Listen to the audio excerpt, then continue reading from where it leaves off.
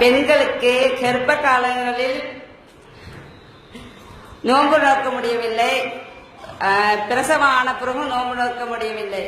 அப்புறம் அதை மட்டும் நோன்பு நோக்கிறது சிரமமா இருக்குது. இதுக்கு என்ன செய்யுது? அதாவது கர்ப்பமான பெண்கள், அதே மாதிரி பாலூட்டக்கூடிய தாய்மார்கள், அவங்க நோன்பு விட்ட வேண்டிய ஒரு சூழல் ஏற்படுது, சிரமமா இருக்க.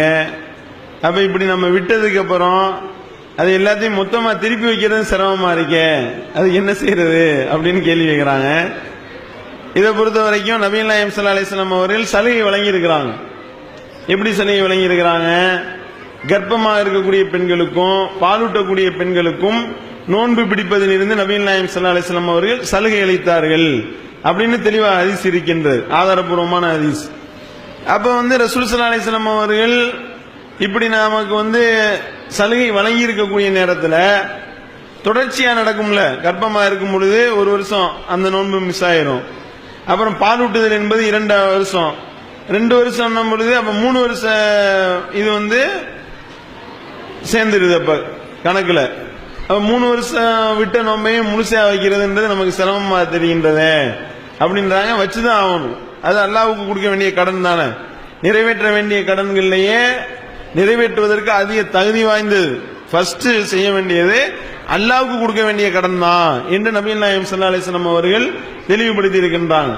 அந்த அடிப்படையில் 3 வருஷம் 90 பெண்டிங் ஆயிருச்சா, இப்ப 29 எத்தனை வந்துச்சோ அதை கணக்கு பண்ணிக்கிட்டு என்ன செய்யலாம், வாரத்தில் 1 2 இந்த மாதிரி வச்சு கணக்கு கழிக்க வேண்டியதுதான். ஒரு வாரத்தில் 2 வச்சு 52 வாரம் 104 நோன்பு வைக்கலாம். அதுல நம்ம 90 கணக்கு பண்ணிக்கிற வேண்டியது தானே. இப்படியே நம்ம கணக்கு பண்ணி கொண்டு போக வேண்டியதுதான். ஏன்னா நம்ம கடன் வாங்கினா கொடுத்தானே ஆகணும். ஒரு இதுக்கு ஒரு கடை வாங்கிட்டேன், அடுத்து கடை வாங்கிட்டேன், வேற என்ன செய்ய, நம்ம தான் கடை வாங்கணும், நம்ம தான் கொடுக்கணும், அது நம்மளுடைய பொறுப்பு தானே. அந்த அடிப்படையில் நபிகள் நாயகம் ஸல்லல்லாஹு அலைஹி வஸல்லம் அவர்கள் சலுகையாக வழங்கி இருக்கிறாங்க. சலுகை வழங்கினதே எதுக்குன்னா நிறைவேற்றுறதுக்கு தான் சலுகை வழங்கினது. வாங்கிட்டு சலுகையை ஓடி கடன் கொடுத்துட்டு எதுக்குன்னா திருப்பி தர்றதுக்கு தான். வாங்கிட்டு ஓடி போயிட்டோம்னா என்ன செய்யறது, அது சரியில்லை அப்படின்றத நம்ம கவனத்தில் வச்சு நம்ம அல்லாஹ்வுக்கு பயந்து அதை நிறைவேற்றுறதுக்கு உண்டான ஒரு முயற்சியை நம்ம எடுக்க வேண்டும். இதுல அந்த வருஷத்துக்குள்ளேயே வைக்கணும்னு வாங்க, அதுக்குள்ள கிடையாது. ஒரு வருஷம் விட்ட நோன்பை அந்த வருஷத்துக்குள்ளே வைக்கணும் அப்படின்னு சில பேர் விளங்காம சொல்றாங்க. அது மார்க்கத்தில் அப்படிலாம் சொல்லப்படல. எப்ப வேணாலும் வச்சிடலாம். என்னன்னா மௌத்து எப்ப வேணாலும் வரலாம்.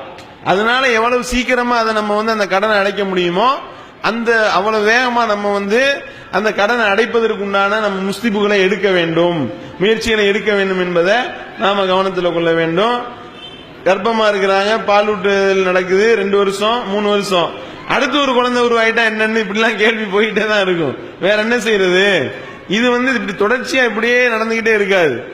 அதுக்கடுத்து குழந்தை பேர் என்பது ஒரு குறிப்பிட்ட காலத்துல நிப்பாட்டிடுவாங்க. அப்ப மீதி உள்ள வருஷம்லாம் ஃப்ரீயா தானே கிடக்கும்.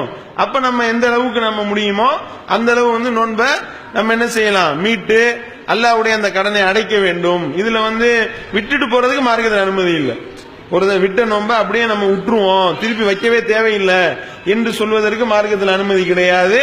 காரணம் என்னவென்றால் ரசூல் ஸல்லல்லாஹு அலைஹி வஸல்லம் அவர்கள் சலுகையாகத்தான் வழங்கினார்கள். அந்த மாசத்துல தான் வைத்தே ஆக வேண்டும் என்ற கட்டாயம் கிடையாது. வேற ஒரு மாதத்தில் வைத்துக் கொள்வதற்கு நபிகள் நாயகம் ஸல்லல்லாஹு அலைஹி வஸல்லம் அவர்கள் வழங்கிய சலுகையை நாம் பயன்படுத்திக் கொள்கின்றோம் அப்படின்றதான் அதுக்கு உண்டான பொருள்.